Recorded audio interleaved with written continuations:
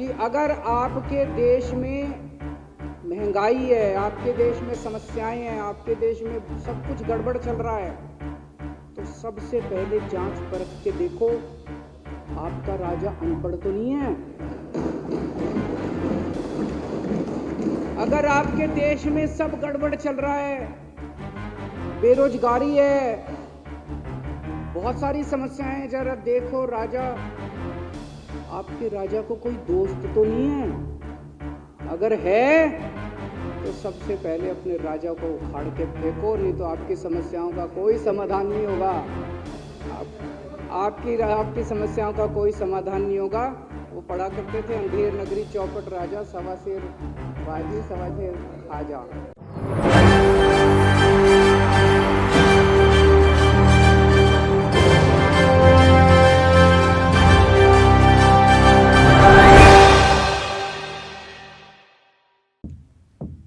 क्या सीबीआई की कार्यवाही सिर्फ विपक्ष के खिलाफ ही देखी जाएगी? क्या ये सीबीआई पीएम नरेंद्र मोदी की तलाशी नहीं लेगा?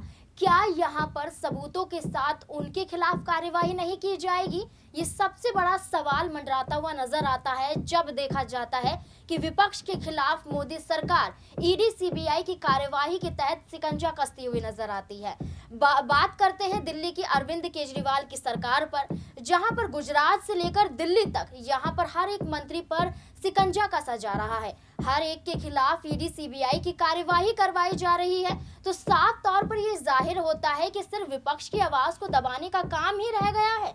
पीएम नरेंद्र मोदी जो तानाशाही को लेकर दिखाई देते हैं, तो ऐसे में क्या पीएम नरेंद्र मोदी के खिलाफ यहाँ पर और भारतीय जनता पार्टी में मौजूद तमाम मंत्रियों के खिलाफ ये कार्यवाही नहीं होनी चाहिए?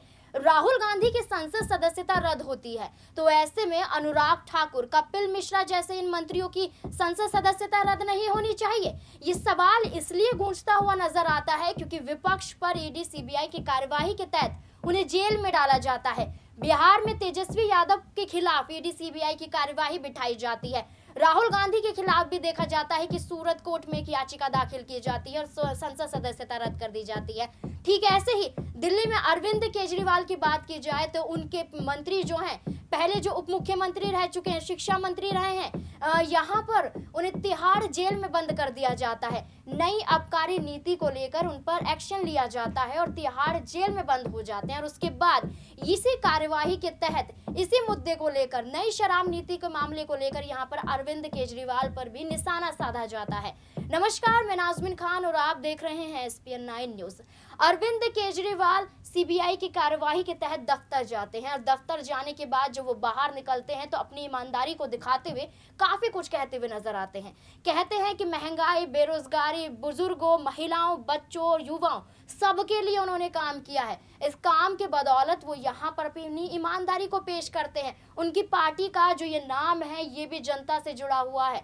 तो ऐसे में यहाँ पर हमारे ऊपर भ्रष्टाचार का आरोप लगाना, नई आबकारी नीति के तहत जो भी आरोप लगाए गए हैं सरासर गलत हैं। इसका सबूत अरविंद केजरीवाल पेश करते हुए नजर आते हैं। उसके बाद वो यहाँ पर विधानसभा जाते हैं तो काफी कुछ यहाँ पर मोदी सरकार के खिलाफ बोलते हुए नजर आते हैं। आपको बता दें कि पीएम नरेंद्र मोदी राहुल गांधी को लेकर इतनी गलत बयानबाजी करते हैं। यहाँ पर अमित शाह अरविंद केजरीवाल पर कुछ गलत बयान देते हुए नजर आते हैं, काफी कुछ कहते हैं। CNRC के वक्त पर अरविंद केजरीवाल को भी पाकिस्तान से उनका संबंध बता दिया था। तमाम तरीके से ऐसे आरोप लगाए गए थे। तो ऐसे में क्या उनके खिलाफ ईडी सीबीआई की कार्यवाही नहीं बैठनी चाहिए? इनके मंत्रियों में इतना भ्रष्टाचार भरा हुआ है, अडानी मुद्दे को लेकर मामला सामने नहीं आने दिया जाता है। तो साफ तौर पर यही जाहिर हो रहा है कि अब केजरीवाल के हाथों में सबूत लग गए हैं। केजरीवाल अब अपनी बेगुनाही को साबित करते हुए यहाँ पर सीबीआई के तहत देखी जाएगी कि वो पीएम नरेंद्र मोदी की यहाँ पर जांच करवाते हुए नजर आएंगे, क्योंकि साफ तौर पर फर्जी डिग्री मामले में यहाँ पर अरविंद केजरीवाल अपनी आवाज बुलंद करते रहे हैं। अब ऐसे में अरविंद केजरीवाल ने विधानसभा में मौजूद होते हुए पीएम नरेंद्र मोदी की पूरी सच्चाई खोल दी है। क्या कुछ कहा है अरविंद केजरीवाल ने, देखिए इस रिपोर्ट में। आज मैं सदन को एक कहानी सुनाना चाहता हूँ। कहानी का शीर्षक है चौथी पास राजा।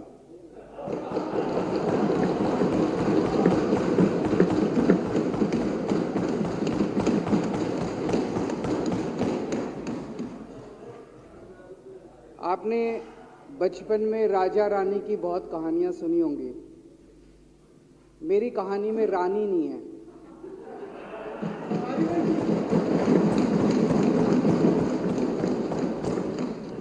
बस राजा है। ये कैसे राजा की कहानी है अध्यक्ष महोदया, जो अनपढ़ था, चौथी पास था, बेहद अहंकारी था, बहुत अहंकार था, बहुत ज्यादा, और पैसे की इतनी हवस थी, इतना भ्रष्टाचारी था, इतना भ्रष्टाचारी राजा था। ये एक महान देश की कहानी है। एक बहुत महान देश था, कई हजार साल पुराना देश। उस देश में एक गांव में एक बहुत गरीब परिवार में एक बच्चे का जन्म हुआ। जब बच्चे का जन्म हुआ तो ज्योतिषी ने कहा, गांव में ज्योतिषी होते हैं, आते हैं, वो पत्री बनाते हैं। ज्योतिषी ने कहा, माई तेरा लड़का बड़ा होके बहुत बड़ा सम्राट बनेगा। माई को यकीन नहीं हुआ, मेरा इतने गरीब हूं मैं, कहां से मेरा बेटा सम्राट बनेगा। तो उसने कहा, नहीं, तेरे बेटे के ग्रह बताते हैं तेरा बेटा बहुत बड़ा सम्राट बनेगा। बेटा धीरे धीरे बड़ा होने लगा। स्कूल, गांव का ही स्कूल था, स्कूल जाता था, उसका पढ़ने वढ़ने में मन नहीं लगता था। तो चौथी के बाद उसने किसी तरह से चौथी करी, चौथी के बाद उसने स्कूल छोड़ दिया। गांव के पास एक रेलवे स्टेशन था।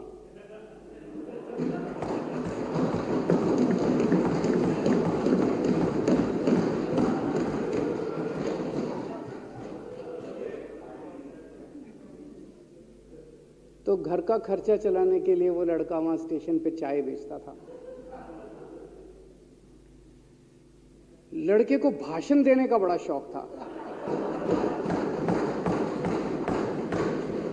सारे गांव के लड़कों को इकट्ठा कर लेता, आसपास के गांव के भी इकट्ठा कर लेता, सामने वो खाट डाल लेता, उस पर चढ़ जाता और भाषण देता। धीरे धीरे आसपास के गांव के लड़के भी इकट्ठे हो गए। जिस भी चीज में भाषण देता, एक बार शुरू हो जाता तो बंद ही नहीं होता। अब ज्योतिषी ने कहा था, लड़का बड़ा हुआ, बड़ा होके एक दिन उस महान देश का वो राजा बन गया। पूरे देश में उसका नाम हो गया चौथी पास राजा। लोग उसको चौथी पास राजा कहते थे। अब उसे आता जाता कुछ था नहीं, पढ़ा लिखा था नहीं। अफसर आते, कुछ अंग्रेजी में चपर चपर करते, उसको समझ नहीं आता। अफसर जो मर्जी उससे साइन करा के ले जाते, जो मर्जी उससे साइन करा के ले जाते। अब वो कुछ पूछे अफसरों से तो उसे भी शर्म आती थी कि मैं पूछूंगा तो उनको लगेगा अनपढ़ आदमी है, पता चल जाएगा। तो उसके भी दिल में ये रहता था, यार मैं पूछूं ना पूछूं। पता नहीं किस किस चीज पे उसने चौथी पास राजा ने साइन कर दिए। फिर धीरे धीरे राजा को ये बुरा लगने लगा, यार ये मेरे को चौथी पास कहते हैं। तो उसने एक फर्जी डिग्री बनवा ली। कहीं से फर्जी डिग्री बना के ले आया, एमए की। बोला मैं एमए हूं। तो लोगों को लगा, यार ये तो ठीक नहीं है, ये तो फर्जी डिग्री हम बना के ले आया हमारा राजा। तो लोगों ने आरटीआई डाली। जो आरटीआई डालता उस पर 25,000 रुपये जुर्माना।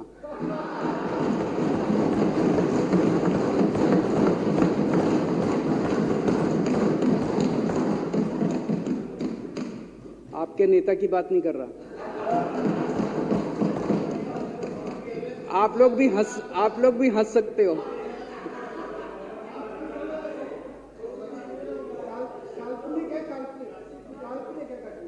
तो जो आरटीआई डाले उसको 25,000 रुपए का जुर्माना, जो आरटीआई डाले उसको 25,000 रुपए का जुर्माना। एक दिन कुछ लोग गए चौथी पास राजा के पास। बोले जी एक बड़ा धांसू आइडिया लेके आए हैं। बोले बताओ। बोले जी नोटबंदी कर दो, भ्रष्टाचार खत्म हो जाएगा देश से। तो उसने कुछ पूछा, उसे कुछ समझ नहीं आया राजा को क्या कह रहे हैं क्या नहीं, पर उसे लगा यार कुछ धांसू आइडिया होगा। उसने एक दिन रात को 8 बजे टीवी चैनलों पे जाके नोटबंदी कर दी। बोला सारे नोट बंद। पूरे देश में हाहाकार मच गया, तड़प गए लोग, धंधे बंद हो गए, दुकानें बंद हो गई, लोग बेरोजगार हो गए, बुरा हाल हो गया पूरे देश। लंबी लंबी लाइनें लग गई पूरे देश के अंदर। लोगों ने जाके उसको कहा जी नोटबंदी कर दो, आतंकवाद खत्म हो जाएगा। ना आतंकवाद खत्म हुआ, ना भ्रष्टाचार खत्म हुआ, देश बर्बाद हो गया। वो महान देश जिसका वो राजा बना था, वो देश 10 साल 15 साल 20 साल पीछे चला गया उस नोटबंदी से, उस चौथी पास राजा की वजह से। एक दिन कुछ लोग गए उस राजा के पास, बोले जी खेती खूब बड़ी हो जाएगी, ये किसानों के कानून पास कर दो।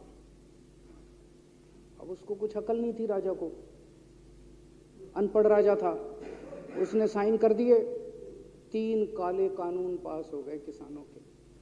पूरे देश के किसान सड़कों पे, जगह जगह मोर्चे, 750 किसानों की मौत हो गई 1 साल के अंदर। अंत में राजा को वो कानून वापस लेने पड़े। धीरे धीरे देश की समस्याएं बढ़ती गई, क्योंकि राजा ऐरे गहरे। इससे पहले एक और राजा आया था, मोहम्मद बिन तुगलक। वो भी ऐसे ही करता था, कभी उसने देश की राजधानी बदल दी, कभी बोला मैं चमड़े के सिक्के बनाऊंगा। उसी तरह से ये था अनपढ़ राजा, कुछ भी कर देता था। अब राजा को एक दिन लगा यार मैं तो राजा बन गया, पता नहीं कितने दिन रहूंगा। तो उसकी गरीबी में जो जीवन उसने जिया था, उसे लगा यार पैसे तो कमाने चाहिए। पैसे कैसे कमाऊं? पैसे कमाऊंगा तो जनता में छवि खराब होगी। तो उसने अपने एक दोस्त को बुलाया और उस दोस्त को बोला कि ऐसा करते हैं कि मैं तो राजा हूं, सारे सरकारी ठेके तेरे को दिलाऊंगा, सारी कंपनियां तेरे को दिलाऊंगा, सरकारी पैसा तेरे को दिलाऊंगा। नाम तेरा, पैसा मेरा। तेरे को पूरे उस पे 10% कमीशन तेरे को मिलेगा, सारा पैसा मेरा। दोस्त मान गया। दोस्त को क्या था, फ्री में पैसा मिल रहा था, दोस्त मान गया। उसके बाद दोनों ने मिलके जो देश को लूटा, जो देश को लूटा। अरविंद केजरीवाल जिस तरीके से यहाँ पर दिखाई दे रहे हैं, तो साफ तौर पर वो ये भी कहते हैं कि जल्द से जल्द मनीष सिसोदिया भी तिहाड़ जेल से बाहर होंगे और अरविंद केजरीवाल पर जो ये सीबीआई की कार्यवाही करवाई जा रही है, ये भी कुछ ही दिनों में खत्म होने वाली है। क्योंकि ये एक एजेंडा है मोदी सरकार का कि जब भी चुनाव आता है तो विपक्ष पर हमले किए जाते हैं और यहाँ पर चुनावी मैदान में वो ना उतर पाए, इसलिए यहाँ पर ये साजिशें रची जाती हैं। तो पीएम नरेंद्र मोदी पर निशाना साधते हुए अरविंद केजरीवाल ने साफ कर दिया है कि सीबीआई की कार्यवाही के तहत वो पूरा योगदान देते हुए नजर आएंगे, क्योंकि उनके खिलाफ कोई सबूत मिलते हुए नजर नहीं आ रहे हैं। सबूत ना मिलना ये साबित करता है कि अरविंद केजरीवाल और मनीष सिसोदिया जल्द ही इन गुनाहों से बेगुनाह हो जाएंगे और अरविंद केजरीवाल पीएम नरेंद्र मोदी पर फर्जी डिग्री के मामले पर यहां पर कार्यवाही करते हुए नजर आएंगे। और आने वाले चुनाव में चुनाव आयोग भी इसको लेकर काफी कुछ खुलासा कर सकते हैं। क्या है आपकी राय इस मुद्दे को लेकर कि अरविंद केजरीवाल पर जो सीबीआई की कार्यवाही करवाई जा रही थी, ये कहां तक सही है? अब ऐसे में अरविंद केजरीवाल बेगुनाह साबित होंगे, पीएम नरेंद्र मोदी के खिलाफ ही जांच करते हुए नजर आएंगे? क्या है आपकी राय? कमेंट बॉक्स में जरूर बताएं। मुझे दीजिए इजाजत, धन्यवाद।